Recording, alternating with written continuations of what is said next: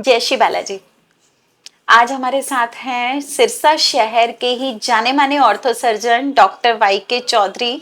Chaudhary orthopaedic के नाम से इनका हॉस्पिटल बहुत पुराना है। कितना पुराना हम सर से ही जानेंगे, लेकिन आज हम सर से हड्डियों के बारे में या ऑर्थो के बारे में कुछ भी बात करने वाले नहीं हैं, क्योंकि हम ऑर्थो के बारे में बात करेंगे तब हमारे पास बहुत सारे ऑर्थो सर्जन हैं। सर के खुद के बेटे भी हैं, डॉक्टर अभिषेक चौधरी।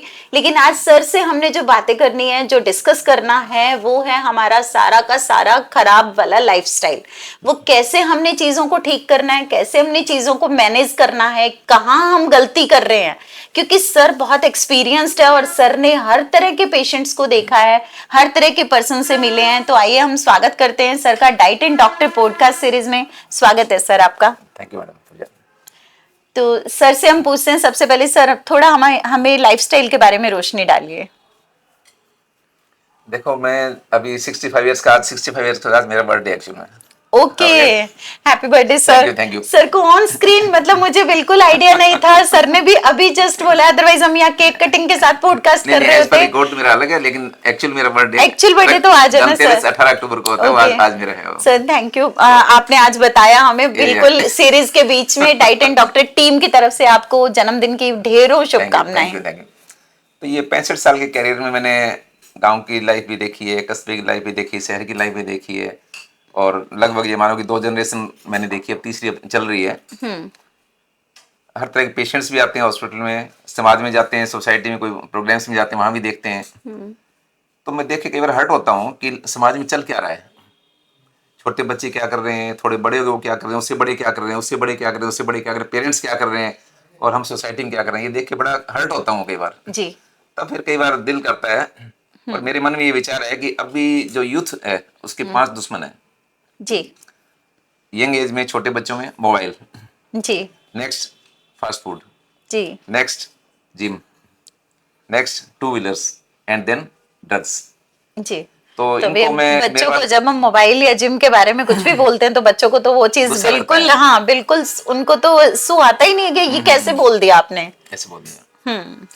तो एक जो छोटा बच्चा हो गया, वो 6 महीने का, 7 महीने का, 8 महीने का हो गया, तो माँ उसको फोन देना शुरू कर देती है एक टॉय की तरह। वो रो रहा है तो उसको वो दे देंगी, भूखा है तो उसको दे देंगी, खेलने के लिए दे देंगी, काम करने के लिए दे देंगी, फीड कराने के लिए भी वो बोलते हैं कि हाँ, सामने चला के डिस्ट्रैक्ट कर देते हैं उसका, करते हैं। ये सोचते नहीं इससे क्या होगा। होता क्या है, बच्चा उसको हाथ में ग्रिप करेगा, उसकी जो वाइब्रेशंस हैं या उसकी जो रेडिएशन है उससे उसका ग्रिप वीक हो जाएगा। ग्रिप और मसल्स वीक होती हैं और बोन्स भी वीक होती हैं, नंबर 1। नंबर 2, उसकी जो ब्लू लाइट है उसकी आंखें, आईज की विजन रेटिना लॉस उसको होती हैं, और उसका ब्रेन स्टिमुलेट होता है। स्टिमुलेट होने से वो क्या होगा, उसकी भूख कम हो जाएगी, उसकी नींद कम हो जाएगी, और उसकी ग्रोथ भी रिटार्डेशन हो जाती है। जी। तो ये छोटे बच्चों को मोबाइल दे रहे हैं, ये बहुत गलत ट्रेंड है। और मेरा ये मानना है कि at least up to 8th class बच्चों को मोबाइल से जितना दूर रखेंगे उतना ही फायदा रहेगा। लगभग 11-12 साल की उम्र तक। ये पेरेंट्स का फर्ज बनता है। कई बार मैं हॉस्पिटल में आते हैं पेशेंट्स, बच्चे को फोन दिया होता है, उनकी माँ को कहते हैं क्यों दे रखा है, क्या जी आदत बन गई, मानता नहीं है। मैंने कहा पैदा हुआ तब तो नहीं ले गया ना साथ में, नहीं लाया, पहली बार तो हमने ही दिया, तो हमने दिया, तो रिस्पॉन्सिबल कौन है, हमें। ये कहते हैं ना कि चोर को मारो, चोर की माँ को मारो, सुना होगा आपने। तो इसका ये कहावत का मतलब है कि बच्चे ने जब पहली बार गलती की, अगर उसकी माँ उसको सजा दे देती तो आगे वो गलती नहीं करता। जी बिल्कुल, ठीक है ना। तो माँ उसको लाड प्यार करे तो वो गलती बार बार रिपीट करेगा। तो ये अपने इसका बचने से फर्स्ट बच्चा और थोड़ा बड़ा हो गया, स्कूल जाने लग गया, तो फास्ट फूड, माँ की हिम्मत नहीं है कि सुबह उठ के ब्रेकफास्ट या उसको टिफिन तैयार करके दे दे। वो 10 रुपए देगी, बेटा जाके दुकान में कुछ पैटीज खा लो, ठीक है ना। तो फास्ट फूड से मैंने देखा है, जो मेरे पास ओपीडी में यंग बच्चे आते हैं जिनके यहाँ से ना डोले सोले बने होते हैं यूं ऐसे, और थोड़ा वेट भी ज्यादा लगता है, तो मैं उससे पूछता हूँ आप फास्ट फूड खाते हो, क्या खाते हैं। तो जो बच्चे फास्ट फूड खाते हैं, फास्ट फूड में प्लस साथ में कोक वगैरह लेते हैं, वो जहर ले रहे हैं। इससे जो फैट डिपॉजिट होता है वो जस्ट लाइक फोम डिपॉजिट होता है बॉडी में, जिसे रिड्यूस करना, एक बार डिपॉजिट वो निकलता नहीं है, वो निकलता नहीं, नंबर 1। नंबर 2 क्या है, इसमें फास्ट फूड में कैलोरी ज्यादा होती है, आपको डायबिटीज होने के चांसेस रहेंगे। इसमें साल्ट ज्यादा है, उसमें आप हाइपरटेंशन होने के चांसेस रहेगा। और थर्ड, मैंने कुछ केसेस देखा है कि हिप जॉइंट के जो जोड़ है उसमें ब्लड सप्लाई बंद होती है, उसमें एवियन बोलते हैं हम, एवास्कुलर नेक्रोसिस हो जाती है, और अल्टीमेटली 20-25 साल की उम्र में बच्चों के कुल्लों के जोड़ बदलवाने पड़ते हैं। तो ये कितनी बड़ी परिणाम है देखो जी। और नेक्स्ट क्या है, एक बार मैं स्टडी पढ़ रहा था पेपर में कि अगर आप बर्गर पिज्जा मोमोज बनाता हुआ देख लोगे तो आप जिंदगी में उसको खाने का मुंह नहीं खाना करोगे। कितना मतलब गली सड़ी चीजों से अनहाइजीन तरीकों से, उनसे बनाते हैं, फिर तरीका उनका देखो। और फिर एक बार कहीं पढ़ रहा था कि इसमें जो केचप यूज होते इंग्रेडिएंट्स है हैं, केचप, सॉस यूज उसमें होते हैं, सड़े गले टमाटर। गाय के बछड़े का उसमें रस होता है उसमें। हम्म।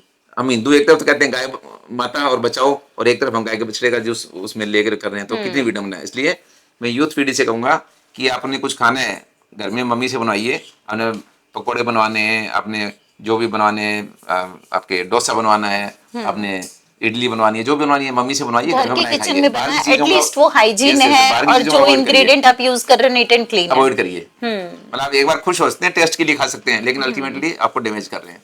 जी। उसके नेक्स्ट जिम जो है एक्चुअली तो ये अपनी फिजिकल फिटनेस के लिए स्टार्ट हुए थे। जी। जिन लोगों के पास आउटडोर एक्टिविटीज के लिए जगह नहीं है, ठीक है ना, वो एक कंपाइंड उसमें छोटे स्पेस में आप एक्टिविटीज अपनी कर सकते हो, या जिन्होंने कैरियर बनाना है, स्पोर्ट्स में जाना है, किसी फौज में जाना है, उसके लिए तो ये ठीक है। लेकिन आम आदमी जिम में जा रहे हैं, वो बच्चे वहाँ कंपटीशन में जोर लगा रहे हैं, वो अपनी इंजरी हो जाते हैं, किसी मसल इंजरी होगी, किसी लिगामेंट इंजरी होगी। जी। ये विडम्बना है। फिर क्या है, ये जिम वाले भी इनको मोटा होने के लिए सप्लीमेंट देते हैं, हाँ जी, तो बिल्कुल। उसके फिर वही प्रॉब्लम है। अगर सप्लीमेंट लोगे तो आपके without any doctor advice, yes yes yes without any usually weight बढ़ाने के लिए सर्टिफाइड। स्टेरॉइड्स देते हैं, और स्टेरॉइड्स की वजह से हिप जॉइंट फिर खत्म हो गए। वही 20-25 साल की उम्र में आपको कुल्लों के जोड़ बनवाने पड़ रहे हैं। ये विडम्बना है, जी। तो इनसे बचना चाहिए। आप ये यूथ है उसको आउटडोर गेम्स के लिए जाना चाहिए, वो करें अपना, और अच्छी अपने डाइट, दूध दही या आपके छोले हैं, या इवन आप नॉनवेज भी सर ले सकते आपने हो, बीच वो में अपना बात की थी 2 व्हीलर भी उनका दुश्मन और है। नेक्स्ट आएगा जी। हाँ जी, जी। जो जो बड़े होते जाएंगे नेक्स्ट फिर बच्चा थोड़ा 18 साल का हो गया, तब बात आती है टू व्हीलर्स की। वो जी। आपकी साइकिल या स्कूटी नहीं मांगते, वो मोटरसाइकिल मांगते हैं, और उसमें बुलेट मोटरसाइकिल चाहिए उनको। वो क्यों चाहिए। चाहिए कि 18-20 साल में फिर उनको एक गर्लफ्रेंड हो जाती है, वो गर्लफ्रेंड को चला के और घुमाते हैं वो साथ में। जी। एक किसी का फादर मजदूर है, वो 1000 रुपए पर डे कमाता है, उससे बच्चे डिमांड करते हैं हमें 2-2.5 लाख रुपए का मोटरसाइकिल ला के दो, नहीं तो हम सुसाइड कर देंगे। ये एक आता है, चले जाता है ये, और पेरेंट्स लोन लेके उसको लागे भी देते हैं, और एक्सीडेंट होते हैं और होते हैं। तो मेरे को लगता नहीं कि ये जिद करनी चाहिए। बच्चा और थोड़ा बड़ा हो गया संगत के हिसाब से, वो फिर ड्रग्स की लत में पड़ जाते हैं। हाँ जी, ये तो बहुत मोस्ट कॉमन और हो गया मैंने है। देखा है कि ड्रग्स लत में क्या, स्टार्टिंग में दोस्त कहता है ले ले ले ले ले ले, वो सीख कुछ नहीं जाते होता। हैं, वो एक्साइटमेंट के लिए ले लिया। और देखो मैं डोंट माइंड इट मैंने ये एनालाइज किया है, जो पेशेंट्स आते हैं उनसे, और ड्रग्स की चपेट में ज़्यादातर लोग क्यों आते हैं, वो अपनी सेक्सुअल जो पावर है बढ़ाने के लिए आते हैं। जी। दारू भी उसी में लगते हैं, ड्रग्स भी उसमें लगते हैं, और अल्टीमेटली ना तो उनकी खुद की पावर बचती, ना सेक्सुअल पावर बचती, और वो मौत के कगार पे पहुंच जाते हैं। जी। ठीक है ना, तो इन चीज़ों से समाज को जागृत होना चाहिए और बचना चाहिए। और ड्रग्स बिकने की जहाँ तक बात है, अगर केंद्र सरकार चाहे, राज्य सरकार चाहे, और लोकल प्रशासन चाहे, तो ड्रग एक भी ड्रॉप या एक टेबलेट भी या एक भी कोई हीरोइन वगैरह कुछ भी नहीं बिक सकती। तो जी। सरकार को चाहिए कि अपनी विल पावर दिखाएं। पर ये और तो इजीली सर मिल जाता है, ये तो सरकार अवेलेबल भी- होता है, हर जगह मिल जाता है। तो गवर्नमेंट अपनी तरफ से रेट भी डालती हैं, पकड़ती भी हैं, ये दिखावा छोटे है। छोटे ये सिर्फ वो दिखावा है सब जी। मिलते भी हैं उनको। अब इंडिया में जो है ना, आपकी जो हीरोइन है, ये मेन जो नाइजीरियंस हैं जो दिल्ली में रह रहे हैं, वो जी। केमिकल्स लाते हैं, वो बना के बेचते हैं, या तो वहां से ओके। आती हैं, या अक्रॉस द बॉर्डर पाकिस्तान वगैरह साइड से आती हैं। रॉ मटेरियल तो आता है, सरकार को उससे पता नहीं रेडी कहाँ से नाइजीरियन कहाँ रह रहे हैं, कहाँ बन रहे हैं, तो उस पर एक्शन क्यों नहीं लेते। जी। तो ना तो सेंट्रल गवर्नमेंट की भी विलिंगनेस है कि उसको मतलब आम आदमी को बचाया जाए, ना ही स्टेट गवर्नमेंट की है, ना ही लोकल प्रशासन की बचाया जा सके। जी। अगर चाहें तो बचा सकते हैं। मेरे को ये समझ नहीं आता कि आप दूसरे घर जला के पैसे कमा रहे हो, तो पैसे किस काम आएंगे। जी पैसे बिल्कुल। कमाने के बहुत सारे साधन हैं, बिल्कुल। बहुत सारे तरीके, उनसे कमाइए आप। लेकिन किसी का घर बर्बाद या किसी का बच्चा या परिवार बर्बाद करके आप अपना घर भरने की कोशिश मत करो। उस पैसे का कहीं सदुपयोग नहीं होता। या तो आपके बच्चे बिगड़ जाएंगे, या घर में कोई ऐसी अनहोनी हो जाएगी जिसको आप कभी भी जिंदगी भर भूल नहीं सकते। जिस तरह से सर ने अभी बताया है हमारे व्यूअर्स को कि ड्रग्स जो है गवर्नमेंट, सेंट्रल गवर्नमेंट या स्टेट गवर्नमेंट, उनकी मर्जी के खिलाफ एक ड्रॉप, एक बूंद, एक टैबलेट नहीं आ सकती। तो ये अगर सरकार के हाथ में सच में है, पुलिस प्रशासन के हाथ में सच में है, तो हमारी हाथ जोड़ के उनसे रिक्वेस्ट है कि ये चीजें मार्केट में मिलनी, अवेलेबल होनी बंद होनी चाहिए, ताकि हमारा जो यूथ है वो बच सके और हम उसे बचा सके इस नशे की लत से। लेकिन ये खुद ही एक इतना बड़ा वास्ट टॉपिक है। इसके बारे में मैं सर से अगर मैं चर्चा करूंगी तो ये बहुत ही लंबा टॉपिक हो जाएगा। तो सर मैं एक चीज आपसे और पूछना चाहूंगी कि आजकल जैसे पेरेंट्स हैं वो एक बच्चा बड़ी मुश्किल से भी एक बहुत है हमें, तो 2 बच्चे या 3 बच्चे का ट्रेंड खत्म होता जा रहा है, तो आप कैसे उनको समझाना चाहेंगे या क्या हम उनको मोटिवेट करें? देखो मैं ये कहता हूँ कि एक बच्चे का ट्रेंड तो आप भूल जाइए। अभी पहले क्या जॉइंट फैमिलीज होती थी, जी। उसमें जैसे एक भाई के बच्चे हैं, दूसरे भाई के, तीसरे भाई के बच्चे, एक फैमिली बन जाती थी, वो उसमें खेलते कूदते रहते थे। अब न्यूक्लियर फैमिली है, न्यूक्लियर फैमिली है ना, मियाँ बीबी, हम्म। उनके बीच में एक बच्चा है। हम्म। तो ना तो वो हंसना सीख सकता, ना खेलना सीख सकता, ना लड़ना सीख सकता। किसके साथ खेलेगा, किसके साथ लड़ेगा, किसके साथ, और वो रिश्ते कैसे निभाएगा? उसकी बुआ कहाँ है, उसका चाचा कहाँ है, उसकी मौसी कहाँ है, कैसे रिश्ते बनेंगे? और दूसरा मैंने देखा है अभी, जैसे 9वीं 10वीं 11वीं के जो बच्चे हैं, एक एक बच्चे हैं, कुछ गलत कर रहे हैं, घर वाले डांटते हैं तो सुसाइड कर लेते हैं। तो मेरा ये मानना है कि अब एक बार ट्रेंड तो गया, अब 2 या 3 बच्चों की सोचो। अगर फ्यूचर आपने अपना सेव करना है तो, और नहीं सेव करना तो आपकी मर्जी है। जी। अब क्या है कि जो पेरेंट्स हैं वो जिम्मेदारी नहीं लेना चाहते। ये एक बच्चा पैदा कर दिया, उस फॉर्मेलिटी हो गई, नहीं, जिम्मेदारी लीजिए। आप अपना जो अब बच्चे हैं उनको पैदा करोगे, उनको अच्छी परवरिश डालोगे, संस्कार दोगे, तो आपका बुढ़ापा आरामदायक रहेगा। और आप अपना सुख अब देखोगे सॉरी, तो आपका बुढ़ापा कष्टकारक रहेगा। बिल्कुल ये बिल्कुल आप पे है सर। कि आप अब सुख पा लीजिए या बाद में पा लीजिए। जी। अगर अब सुख पाओगे तो बाद में नहीं पाओगे, और अब दुख पालोगे तो बाद में सुख पाओगे। जी। तो सर जैसे कि अभी आपने बातों बातों में बताया कि बच्चे सुसाइड कर रहे हैं, लेकिन बच्चों के सुसाइड से मैं कह रही हूँ उनको तो फिर भी समझ नहीं है, उनकी ब्रेन का इतना डेवलप नहीं हुआ है, वो छोटे हैं, उनको पता नहीं है। उन्होंने तो शायद किसी की बातों से मोटिवेट होकर या किसी को देख के किया। लेकिन अब जैसे कि हम देख रहे हैं हमारे एडीजीपी पूरन जी, उनके बाद हमारे एएसआई संदीप लाठर जी, उसके बाद फिर भी हम और भी कई हम सुन रहे हैं। तो लेकिन ये पढ़ी लिखी जो हमारी बेल्ट है, एजुकेटेड जो बेल्ट है, और इस रैंक की बेल्ट जहां लोगों को पहुंचना एक ड्रीम होता है, और वहां पहुंच के सुसाइड करना, ये 2 एपिसोड के बाद क्यों में हो एक रहा है? पंजाब में एएसआई ने सुसाइड किया है, कल रेवाड़ी ने सुसाइड किया था, आज अभी मैं देख रहा था भादरा में एक नए तहसीलदार ने सुसाइड किया है। आज फिर? अभी अभी जस्ट मैं देख रहा था थोड़ी देर ओके। पहले। जी। तो मेरे को लगता है कि 2 3 चीजें, एक तो देखो संस्कार की कमी है, पहला भाई उनको ये पता ही नहीं है कि प्रेशर आया तो उसको हमने कैसे लेना है, प्रेशर को रिलीज कैसे करना है, नंबर 1। नंबर 2 क्या है कि सब लोग है ना खुद तक सीमित हैं। भी आप के दिमाग में क्या चल रहा है, आप किसी से शेयर ही नहीं कर रहे हो। आपने एक जूता पहना हुआ, आपको चुभ रहा है, अगर उसमें कोई उपाय नहीं करते तो क्या नासुर बन जाएगा, आइटन बन जाएगा। ऐसे ही आपके दिमाग में विचार चल रहे होते हैं, अगर नेगेटिव विचार है वो चलते रहेंगे, उसको आप कंट्रोल नहीं करोगे तो अल्टीमेटली ब्लास्ट होगा, सुसाइड में कन्वर्ट होगा।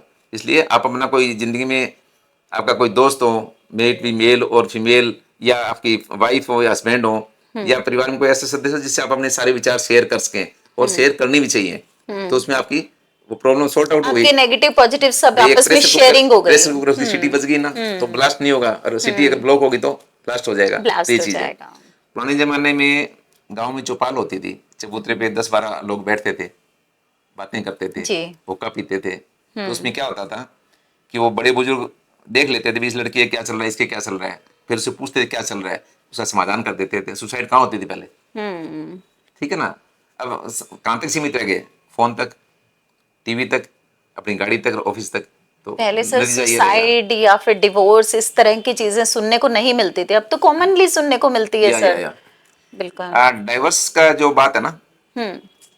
पहले लड़कियों की शादी लगभग 16 17 18 साल की या 20 साल की एज तक हो जाती थी, वो कच्ची होती थी। हम्म। और माँ बाप उनको संस्कार देते कि बेटा ये जो घर यहाँ से तेरी डोली उठ रही है तो तेरी अर्थी वहीं से उठेगी, अपने यहाँ से नहीं उठेगी। संस्कार होते थे, वो अपने ससुराल में आराम से एडजस्ट हो जाती थी, सास है ससुर है और सारा। अब क्या लड़कियां पढ़ी लिखी होगी, शादी होती 25 26 27 साल की होती है, उनके विचार फिक्स हो गए, वो कॉम्प्रोमाइज नहीं करती। अगर हस्बैंड से कुछ ऊंच नीच होगी, परिवार में कुछ ऊंच, से वो बागी हो जाती हैं और फिर वो निकल लेती हैं, कॉम्प्रोमाइज ये नहीं कॉम्प्रोमाइज होता। नहीं करती हैं। और ऐसे लड़के का है, लड़कों की शादी पहले 20 साल में 22 में होती थी, अब जाके कोई 26 में, कोई 27 में, कोई 28 में, कोई 30 में, कोई 35 40 में हो रही है। तो उनका जी। भी वो आइडियाज फिक्स है, वो झुकने को तैयार नहीं है, तो ये जी। दिक्कत आती है। फिर जो भी आ रहा है ना ओपन सोसाइटी, लिव इन वाला है या ओपन सेक्स है, मतलब प्री बिफोर मैरिज जो मिलते हैं ये, तो ये बड़ी प्रॉब्लम है। जी। ठीक तो है ना। सर हमारे व्यूअर्स आपकी फैमिली के बारे में जानना चाहेंगे, आपके परिवार में कौन कौन है? यहाँ मेरे परिवार में मैं, मेरी पत्नी, एक बेटा और बहू और एक पोता है अभी। जी 2 मेरी बेटियां हैं, जी। उनमें एक हिसार है और एक झुंझुनू है। तो क्या सब डॉक्टर हैं या? हाँ, मेरी वाइफ के अलावा और बच्चे पोते के अलावा हम सब डॉक्टर हैं। ओके। तो एक पूरी मतलब कंप्लीट मेडिको फैमिली है। हाँ जी, हाँ जी, हाँ जी। वाइफ आपकी हाउस वाइफ है? हाउस वाइफ, हाँ जी, हाँ जी। वो ओके। कई बार कहती हैं कि मैं भी डॉक्टर बन जाए, ठीक था, मैं तो डॉक्टर बनी, क्या करते हैं, नीचे 5 डॉक्टर काम कर रहे हैं ना। वो तो तो बहुत पूरा मैनेजिंग संभाल रही हाँ हैं, जी, वो हाँ तो जी, हाँ आप जी, लोगों को मैनेज बिल्कुल, कर रही हैं, बिल्कुल, तो बिल्कुल, हाँ जी, बहुत हाँ जी, बड़ी हाँ बात जी, हाँ है। जी, हाँ जी, हाँ जी। सर कोई ऐसा किस्सा आपके साथ हॉस्पिटल में हुआ हो, कोई ऐसा मेमोरेबल पेशेंट आपको याद हो, जो कोई भी ऐसा जो आप हमारे दर्शकों के साथ शेयर करना चाहें? 2012 की बात है, हम्म। मैं मेरी ओपीडी में बैठा हुआ था। लगभग 1:30-2 बजे की बात होंगी। मैं ओटी में जा रहा था, एक पेशेंट आया। उस पेशेंट को मैंने देख लिया, एक्स वगैरह सारे देख लिए। देख के उसके रिश्तेदार को मैंने कहा, भाई ये है, मैंने फर्स्ट एड दे दी है, मैं ऑपरेशन कर रहा हूँ, आगे आपका काम कर दूंगा। पेशेंट को एडमिट कर दिया। मैं ऑपरेट करके 4 बजे से बाहर निकला, तो उस पेशेंट का भतीजा वगैरह कुछ बाहर मेरे को मिला, जो गांव का सरपंच भी था उस टाइम, सो कॉल्ड। वो आगे उसने मेरे से काफ़ी बदतमीजी की, उसने बहुत गलत बोला मेरे से वो। जी। और मैं इतना हर्ट हुआ कि उस दिन मेरे बीपी हो गया, और उसके बाद से मेरे को बीपी दवाई लेनी पड़ रही है, ओके। सेम डे से? सेम डे से। ओके। मतलब मेरा को इतना गुस्सा आया उस पर। मैं ऊपर गया, उनको साथ वालों को समझाया, मैंने कहा देखो तुम्हारा इलाज करना मेरे बस की बात नहीं है, मैंने तुम्हें आए फर्स्ट एड दे दी, मैंने बता दी मेरे को इतना टाइम ऑपरेशन में लगेगा, ठीक है ना, और आपको वार्ड में भी सारा सुला दिया, और फिर भी मेरे साथ अगर आप बदतमीजी कर रहे हो तो मैं आपका इलाज कैसे कर सकता हूँ, ये बताओ एक मेरे को। ऐसी मतलब तो घटना है जिसे हाँ, आप यस भूल नहीं यस यस सकते। यस यस उसके बाद से बल्कि आप एक मेडिकेशन पे खुद आ गए। Yes yes. ऐसी जी। एक घटना हुई थी, मैं सिविल हॉस्पिटल था जब,